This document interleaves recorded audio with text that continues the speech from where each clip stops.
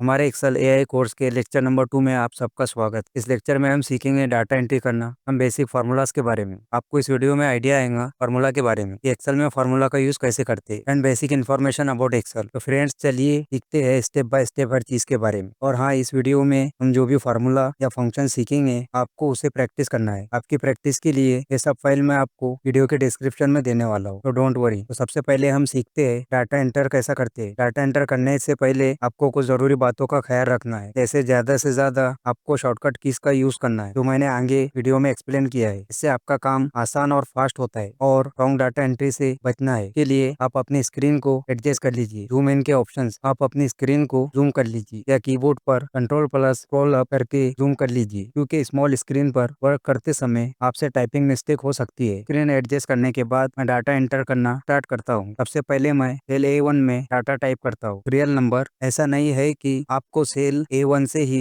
Start करना है, आप कहीं से भी या कोई भी सेल से स्टार्ट कर सकते हैं। फिलहाल मैं सेल A1 में टाइप करता हूँ सीरियल नंबर। उसके बाद नेक्स्ट सेल में टाइप करता हूँ नेम ऑफ स्टूडेंट। अगर आप यहाँ पर गौर से देखेंगे तो नेम ऑफ स्टूडेंट सेल के बाहर जा रहा है, तो इसे एडजस्ट करते हैं। मैं नेम ऑफ स्टूडेंट एक सेल में ही चाहिए, तो हम सेल का लेंथ इंक्रीज करते हैं। इसके लिए आपको माउस पॉइंटर को कॉलम C एंड B के बॉर्डर पर लाना होगा। बॉर्डर पर माउस पॉइंटर लाते ही पॉइंटर का शेप एंड कलर चेंज हो जाता है। पहले व्हाइट था, अब ब्लैक कलर से चेंज हो गया है। इसे हम मूविंग एरो कहते हैं। इसे आप राइट साइड में ड्रैग करके कॉलम का लेंथ या साइज इंक्रीज कर सकते हैं, या माउस का लेफ्ट बटन डबल क्लिक करके ये ऑटोमेटिकली कॉलम का साइज एडजस्ट कर लेता है। तो नेम ऑफ स्टूडेंट को एडजस्ट करने के बाद अब हम एक एग्जांपल देखते हैं स्टूडेंट का रिजल्ट कैसे निकालते हैं। तो उसके लिए हम यहाँ पर 4 सब्जेक्ट का यूज करने वाले हैं। एग्जांपल के लिए तो कॉलम C में लिखिए सब्जेक्ट 1, के बाद नेक्स्ट कॉलम में सब्जेक्ट 2, उसके बाद नेक्स्ट कॉलम में सब्जेक्ट 3 एंड उसके बाद नेक्स्ट कॉलम में सब्जेक्ट 4। मैंने सब्जेक्ट 1, 2, 3, 4 एग्जाम्पल के लिए यूज किया है। आप इसकी जगह सब्जेक्ट का नाम जैसे साइंस, मैथ दे सकते हैं। के बाद स्टूडेंट के रिजल्ट में मैक्सिमम मार्क्स निकालते हैं,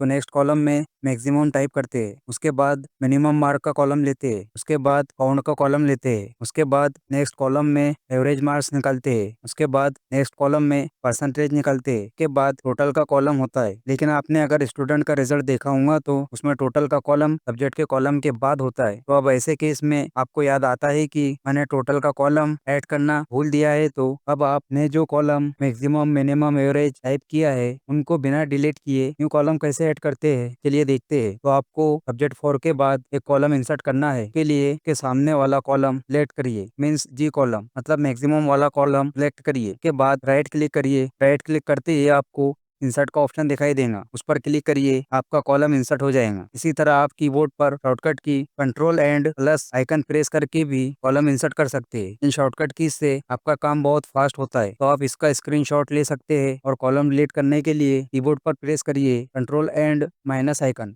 इस शॉर्टकट की से कॉलम डिलीट हो जाता है। तो फिलहाल हमें कॉलम की जरूरत है, तो हम कंट्रोल एंड प्लस आइकन से कॉलम इंसर्ट कर लेते हैं और इस कॉलम का नाम टोटल रख देते हैं। तो हमें एक स्टूडेंट का रिजल्ट बनाने के लिए इन चीजों को निकालना होता है। अब हम इसमें डमी डाटा टाइप करते हैं। पहले रियल नंबर टाइप करते हैं 1, 3, 4। यहाँ मेरे से मिस्टेक से 2 नंबर मिस हो गया है, तो हमने सेम कॉलम में जैसा कॉलम इंसर्ट किया था उसी तरह हम यहाँ पर रो इंसर्ट करेंगे। तो सबसे पहले आप 3 नंबर रो सिलेक्ट करिए, फिर राइट क्लिक करिए, आपको इंसर्ट का ऑप्शन शो होगा, उस पर क्लिक करते ही रो इंसर्ट हो जाती है। बहुत से एक्सेल में एक एक्स्ट्रा ऑप्शन ओपन होता है, उसमें इंटायर रो पर क्लिक करिए और ओके पर क्लिक करते ही आपकी रो इंसर्ट हो जाती है। और सेम इसे आप शॉर्टकट की कंट्रोल एंड प्लस आइकन से भी इंसर्ट कर सकते हैं। एंड डिलीट करने के लिए control and minus icon press कर सकते हैं। तो हमने सीरियल नंबर मैनुअल टाइप किया 1, 2, 3, 4। अब ये सीरियल नंबर अगर आपको 150 या 200 तक देना हो तो इसे मैनुअल टाइप करने में बहुत टाइम जाएगा। तो देखते हैं इसे ऑटोमेटिक कैसे टाइप करते हैं। तो आप A2 सेल में 1 टाइप करिए। अब आगे बढ़ने से पहले मैं आपको माउस पॉइंटर का कंसेप्ट क्लियर कर देता हूँ, इससे आपको नेक्स्ट टॉपिक समझने में आसानी होगी। तो आपको ये व्हाइट प्लस आइकन दिखाई दे रहा है, माउस पॉइंटर कहते हैं। ये white plus icon selection mouse pointer कहलाता है। इसकी मदद से हम चीजों को सिलेक्ट कर सकते हैं और जब हम माउस पॉइंटर को A2 सेल के कॉर्नर पर रखते हैं तो हमें ब्लैक प्लस आइकन दिखाई देता है। इसे फिल हैंडल कहा जाता है। और जब आप माउस पॉइंटर को सेल के बॉर्डर पर रखते हैं तो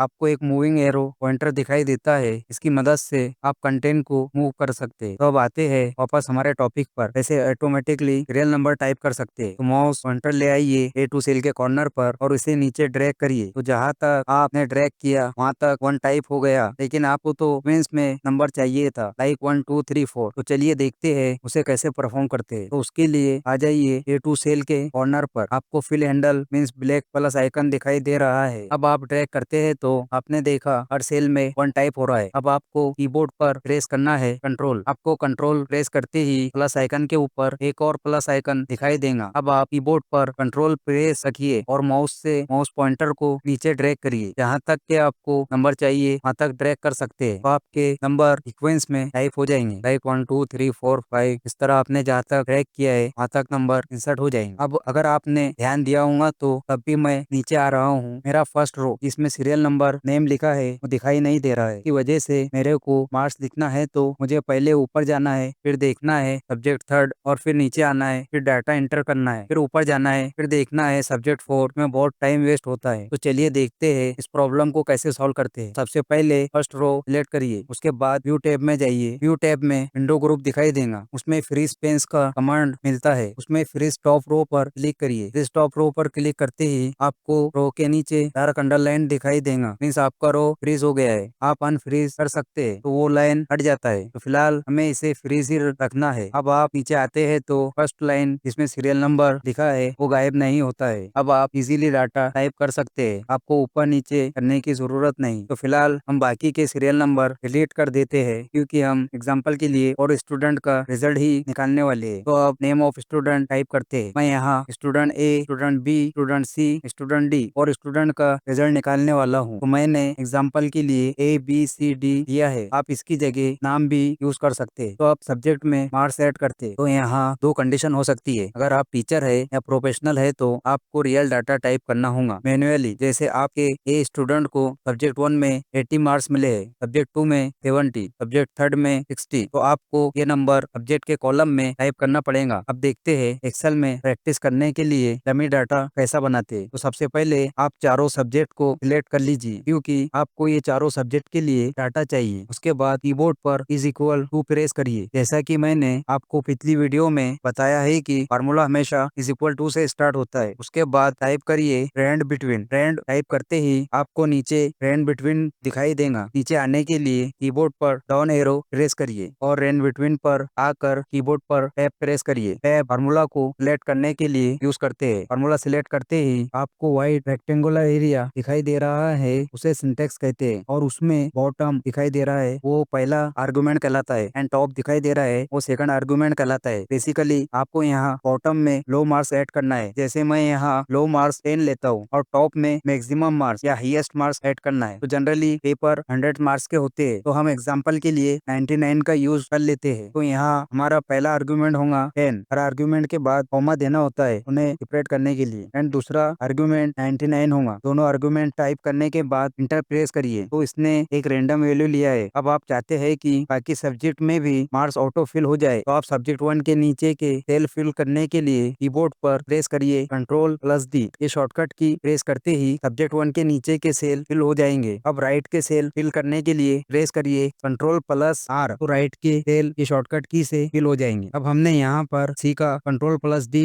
एंड Ctrl+R का इस्तेमाल। ये शॉर्टकट की का यूज करके आप अपना बहुत टाइम बचा सकते हैं। तो चलिए इसकी कुछ और एग्जांपल देखते हैं। इसके लिए आप एक टेक्स्ट टाइप करिए, लाइक मैंने वेलकम लिखा। अब ये वेलकम मुझे नीचे के 4 सेल में टाइप करना है, तो इसे दोबारा टाइप करने की जरूरत नहीं। हम यहाँ पर हमारा शॉर्टकट की Ctrl+D का यूज करेंगे। तो उसके लिए वेलकम के नीचे के सेल सिलेक्ट करिए और कीबोर्ड पर प्रेस करिए Ctrl+D। ये शॉर्टकट की Ctrl+D प्रेस करते ही नीचे के चारों सेल में वेलकम लिखा आ जाएगा। इसी तरह राइट में वेलकम लिखना है तो राइट के सेल सिलेक्ट करिए और कीबोर्ड पर Ctrl+R शॉर्टकट की प्रेस करिए तो आपको राइट के सेल में भी वेलकम लिखा आ जाएगा। इसी तरह ये शॉर्टकट की आपके काम को आसान बनाती है। अब वापस आते हैं सब्जेक्ट पर। सब्जेक्ट में कोई भी एक वैल्यू पर क्लिक करिए, आपको फार्मूला बार में फार्मूला दिखाई देगा रेंड बिटवीन वाला, जिसकी मदद से हमने हमने ये वैल्यू निकाली है। अब आप सब्जेक्ट के नीचे ब्लैंक सेल पर माउस पॉइंटर करते हैं और कीबोर्ड पर डिलीट प्रेस करते हैं तो सब्जेक्ट में जो मार्क्स हमने रेन बिटवीन फार्मूला की मदद से निकाला है वो चेंज हो जाते हैं। आप जितनी बार डिलीट प्रेस करेंगे उतनी बार सब्जेक्ट की वैल्यू चेंज हो जाएंगी। तो हम चाहते हैं कि सब्जेक्ट की वैल्यू बार बार चेंज ना हो, इसलिए आप चारों सब्जेक्ट के मार्क्स को सिलेक्ट कर ले के बाद होम टैब पर क्लिक करिए। होम टैब में क्लिपबोर्ड ग्रुप में कॉपी कमांड पर क्लिक करिए या आप अपने कीबोर्ड पर Ctrl+E शॉर्टकट प्रेस करके भी कॉपी कर सकते हैं। कॉपी पर क्लिक करते ही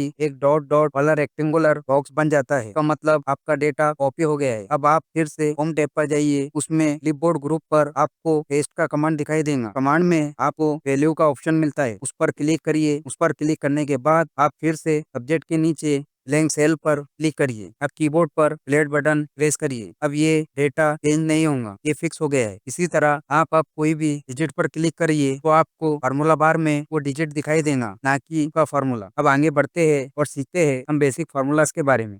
वो हम तो पहले देखेंगे टोटल कैसे निकालते हैं फार्मूला और फंक्शन की मदद से। तो टोटल मार्क्स निकालने के लिए पहला फार्मूला अप्लाई करते हैं। फार्मूला अप्लाई करने के लिए टोटल मार्क्स वाले कॉलम में आ जाइए और कीबोर्ड पर प्रेस करिए इज इक्वल टू। हमने पिछले वीडियो में सीखा है फार्मूला हमेशा इज इक्वल टू से ही स्टार्ट होता है, तो कीबोर्ड पर प्रेस करते हैं इज इक्वल टू। उसके बाद क्लिक करिए स्टूडेंट ए के सब्जेक्ट 1 के मार्क्स पर। उसके बाद प्रेस करिए प्लस आइकन कीबोर्ड पर। उसके बाद नेक्स्ट सब्जेक्ट 2 पर। उसके बाद प्रेस करिए प्लस आइकन। उसके बाद नेक्स्ट सब्जेक्ट थर्ड के मार्क्स सिलेक्ट करिए और प्रेस करिए प्लस आइकन के बाद क्लिक करिए सब्जेक्ट 4 पर। तो आपको C2 E2 plus E2 plus F2 दिखाई दे रहा है, इसे सेल एड्रेस कहते हैं। ये हमने पिछली वीडियो में सीखा है। इसके बाद इंटर प्रेस करिए कीबोर्ड पर। इंटर प्रेस करते ही आपके स्टूडेंट ए की टोटल मार्क्स निकल जाते हैं। अब हमें बाकी स्टूडेंट के टोटल मार्क्स निकालना है। तो अब आप हर स्टूडेंट के टोटल मार्क्स निकालने के लिए हर बार फार्मूला अप्लाई करेंगे तो आपका बहुत टाइम वेस्ट होगा। तो अब देखते हैं शॉर्टकट की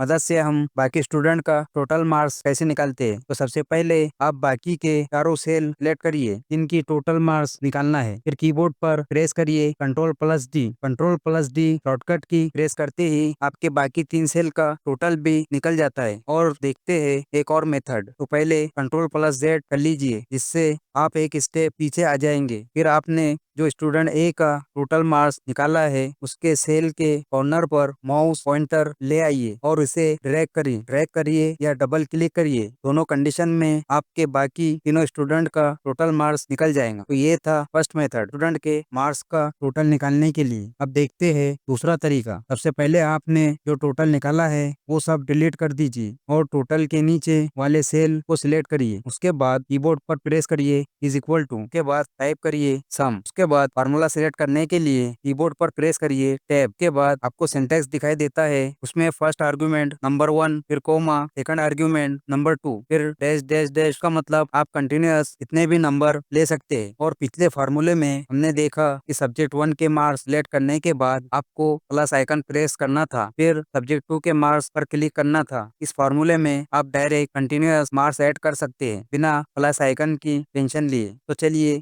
के बाद मार्क्स सिलेक्ट करते हैं और इंटर प्रेस करते हैं तो आपकी टोटल मार्क्स कैलकुलेट हो जाती है। तो चलिए देखते हैं नेक्स्ट मेथड। टोटल कैलकुलेट करने के लिए तो सबसे पहले Ctrl+Z कर लीजिए। आप उससे एक स्टेप पीछे आ जाएंगे। जो पिछले मेथड में टोटल आपने निकाला था वो क्लियर हो जाएगा। उसके बाद टोटल के नीचे का सेल सिलेक्ट करिए और कीबोर्ड पर प्रेस करिए Alt plus is equal to. ये ऑटोमेटिकली इसके लेफ्ट साइड के सब सेल सिलेक्ट कर लेगा। तो आपको यहाँ पर एक क्वेश्चन आ सकता है कि लेफ्ट में तो और 2 सेल थे, ये फार्मूले ने वो 2 सेल क्यों नहीं सिलेक्ट किया। तो ये फार्मूला सिर्फ नंबर पर ही काम करता है और 1 से पहले ए है और ए टेक्स्ट है, इसलिए सब्जेक्ट 1 तक ही सेल सिलेक्ट किया इस फार्मूले ने। के बाद इंटर प्रेस करिए और आपकी टोटल की कैलकुलेशन हो जाएंगी। अब देखते हैं हमारा लास्ट मेथड टोटल कैलकुलेशन का। तो सबसे पहले Ctrl+Z एक स्टेप पीछे आ जाइए। हमने पिछले फार्मूले से जो कैलकुलेशन की है वो क्लियर हो जाएंगी। फिर टोटल जहाँ निकालना है वो सेल सिलेक्ट कीजिए। के बाद होम टैब पर क्लिक करिए, उसमें एडिटिंग ग्रुप दिखाई देगा। एडिटिंग ग्रुप में हम कमांड दिखाई देगा, उसमें हम फंक्शन पर क्लिक करिए, के बाद इंटर प्रेस करिए तो आपको टोटल मार्क्स की कैलकुलेशन मिल जाती है। तो हमने 4 मेथड सीखे हैं जिनसे आप टोटल कैलकुलेट कर सकते हैं। आपको इन चारों मेथड को प्रैक्टिस करना है और आपको जो इजी लगे उसे अपने वर्क में अप्लाई करें। तो अब आगे बढ़ते हैं और सीखते हैं मैक्सिमम मार्क्स कैसे कैलकुलेट करते हैं। तो पहले सिलेक्ट करिए वो सेल जहाँ पर आपको मैक्सिमम मार्क कैलकुलेट करना है। जैसे मुझे H2 सेल में कैलकुलेट करना है तो मैंने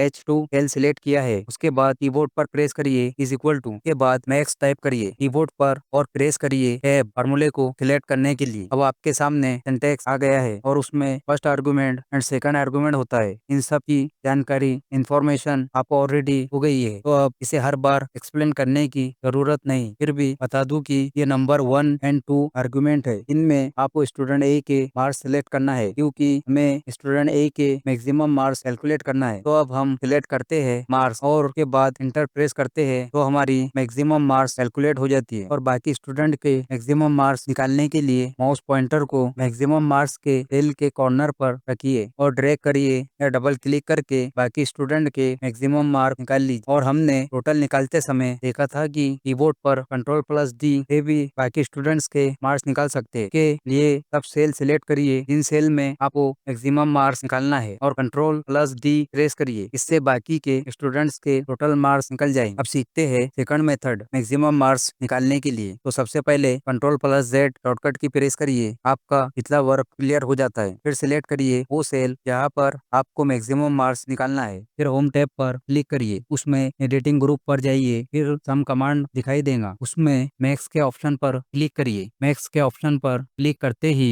हमने जो सेल सिलेक्ट किया था उसके लेफ्ट साइड के सब नंबर ऑटोमेटिकली सिलेक्ट कर लेगा। बट यहाँ पर एक प्रॉब्लम यह आती है कि वो टोटल मार्क्स भी सिलेक्ट कर लेता है जो हमने निकाला है। तो हमें इसे मैन्युअली सिलेक्ट करना होता है क्योंकि हमें मैक्सिमम मार्क्स सिर्फ चारों सब्जेक्ट में से चाहिए, ना कि टोटल में से। तो इसे मैन्युअल सिलेक्ट करिए, फिर उसके बाद इंटर प्रेस करिए और आपका मैक्सिमम मार्क्स निकल जाएगा। अब आप सेल के कॉर्नर पर डबल क्लिक करिए और बाकी स्टूडेंट्स के मार्क्स निकाल लीजिए। अब नेक्स्ट सीखते हैं मिनिमम मार्क्स कैसे निकालते हैं। तो सबसे पहले सेल सिलेक्ट करिए जहाँ पर आपको मिनिमम मार्क्स निकालना है, फिर कीबोर्ड पर प्रेस करिए इज इक्वल टू, उसके बाद टाइप करिए मिनिमम, उसके बाद टैब प्रेस करिए फार्मूला सिलेक्ट करने के लिए, उसके बाद सब्जेक्ट के मार्क्स सिलेक्ट करिए और इंटर प्रेस करिए। इंटर प्रेस करते ही मिनिमम मार्क्स निकल जाएंगे स्टूडेंट ए के। बाकी स्टूडेंट्स के मार्क्स निकालने के लिए सेल के कॉर्नर पर डबल क्लिक करिए या सब सेल जिनकी मिनिमम मार्क्स निकालना है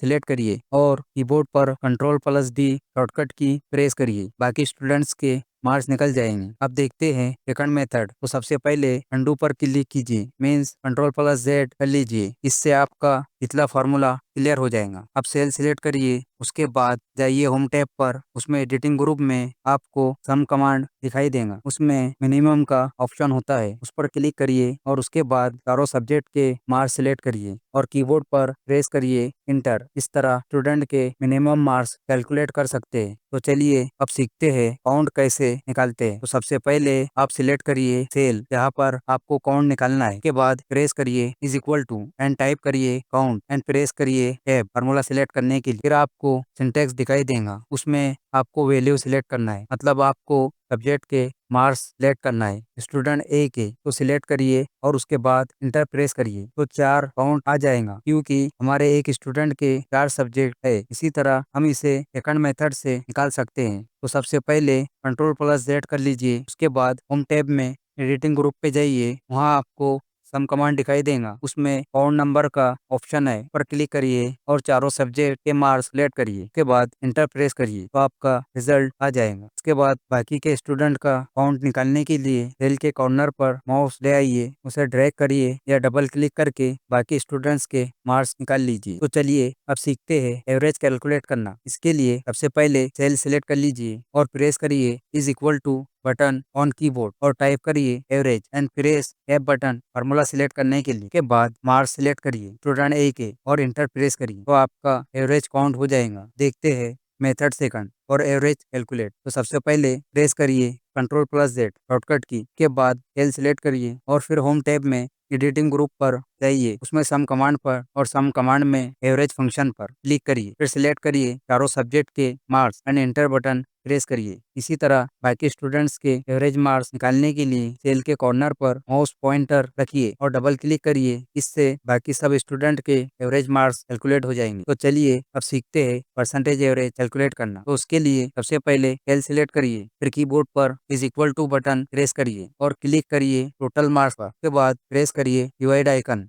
एंड टाइप करिए 400 के बाद प्रेस करिए multiply icon on keyboard and type 100 और प्रेस इंटर। इस फॉर्मूले में 400 टोटल है चारों सब्जेक्ट के मार्क्स, क्योंकि हमने स्टार्ट में अज्यूम किया था एक सब्जेक्ट मिनिमम 100 मार्क्स का है, उस हिसाब से 4 सब्जेक्ट 400 मार्क्स के होंगे। अब बाकी स्टूडेंट का परसेंटेज एवरेज निकालने के लिए अब कॉलम को सिलेक्ट करिए और कीबोर्ड पर Ctrl+D शॉर्टकट की प्रेस करिए। इस शॉर्टकट की से बाकी स्टूडेंट का परसेंटेज एवरेज निकल जाएगा। अगर यहाँ पर आप एवरेज एंड परसेंटेज एवरेज का कॉलम कंपेयर करते हैं तो आपको दोनों कॉलम में सेम रिजल्ट देखने मिलता है। तो आप सोचेंगे दोनों सेम है तो दोनों निकालने का क्या फायदा। तो ये दोनों सेम होते हैं ऐसे केस में जहाँ सब्जेक्ट के मार्क्स की टोटल सेम हो। जैसे हमारे केस में हर सब्जेक्ट 100 मार्क्स का है, इसलिए दोनों कॉलम का रिजल्ट सेम है। कोई रिजल्ट में सब्जेक्ट डिफरेंट मार्क्स के होते हैं, जैसे कोई सब्जेक्ट 100 मार्क्स का होता है, कोई सब्जेक्ट 150 मार्क्स का। ऐसी कंडीशन में ये दोनों रिजल्ट डिफरेंट आते हैं। अब यहाँ एक और एडिशनल चीज सीखते हैं। ये एवरेज एंड परसेंटेज एवरेज में आपको पॉइंट के बाद जो डिजिट दिखाई दे रहे हैं उन्हें डेसिमल नंबर कहते हैं। तो हम इनको भी एडजस्ट कर सकते हैं। मैक्सिमम रिजल्ट में ये डेसिमल डिजिट पॉइंट के बाद 2 ही होते हैं, तो इन नंबर के बाद हम डेसिमल पॉइंट अब नंबर के लिए 2 एडजस्ट करते हैं। के लिए पहले सब सेल को सिलेक्ट कर लीजिए और क्लिक करिए होम टैब पर। उसमें नंबर ग्रुप में आपको इंक्रीज डेसिमल का ऑप्शन मिल जाता है, पर क्लिक करिए। तो इस तरह आप डेसिमल एडजस्ट कर सकते हैं। अब सीखते हैं सम बेसिक सेटिंग के बारे में। तो आप ये फाइल में देख सकते हैं कॉलम का साइज कम ज्यादा दिखाई दे रहा है। इसे अगर आप चाहे तो मैन्युअली अरेंज कर सकते हैं। कॉलम की लाइन पर माउस पॉइंटर रखकर उसे ड्रैग कर सकते हैं और एडजस्ट कर सकते हैं, क्योंकि हमारे पास अभी स्मॉल डेटा है। बट अगर हमारे पास बहुत ज्यादा कॉलम एंड रोज प्रेजेंट हो तो मैन्युअली एडजस्ट करने के लिए बहुत टाइम वेस्ट होता है। इससे बचने के लिए आप पूरा डेटा सिलेक्ट करके एक साथ एडजस्ट कर सकते हैं। तो चलिए देखते हैं। तो आप पूरा डेटा सिलेक्ट कर लीजिए कीबोर्ड पर Ctrl+A शॉर्टकट की प्रेस करके। के बाद कीबोर्ड पर प्रेस करिए Alt+H+O+I। इस शॉर्टकट की मदद से आप ऑटोमेटिकली कॉलम का साइज एडजस्ट कर सकते हैं। यहाँ पर एक बात का ध्यान रखिए कि ये शॉर्टकट की मैंने Alt+H+O+I को अलग अलग प्रेस करना है। अगर आप इसे Ctrl+A वाली शॉर्टकट की तरह साथ में प्रेस करते हैं तो ये अप्लाई नहीं होता है। अब इसे आप होम टैब से भी अप्लाई कर सकते हैं। के लिए होम टैब में सेल ग्रुप पर जाइए, उसमें फॉर्मेट कमांड पर क्लिक करें, उसमें ऑटो फिट कॉलम विड्थ पर क्लिक करिए। तो इससे भी आप कॉलम की साइज एडजस्ट कर सकते हैं। इसके बाद आपको इस रिजल्ट को बॉर्डर अप्लाई करना है। तो उसके लिए सबसे पहले इस रिजल्ट को सिलेक्ट करिए, फिर होम टैब पर क्लिक करिए, फिर फन ग्रुप में आपको ऑल बॉर्डर कमांड मिलता है, उसमें ऑल बॉर्डर फंक्शन पर क्लिक करिए। इस तरह आपकी बॉर्डर अप्लाई हो जाती है। तो चलिए अब इस रिजल्ट को काम देते हैं। के लिए आपको एक रो इंसर्ट करना है हमारी फर्स्ट रो के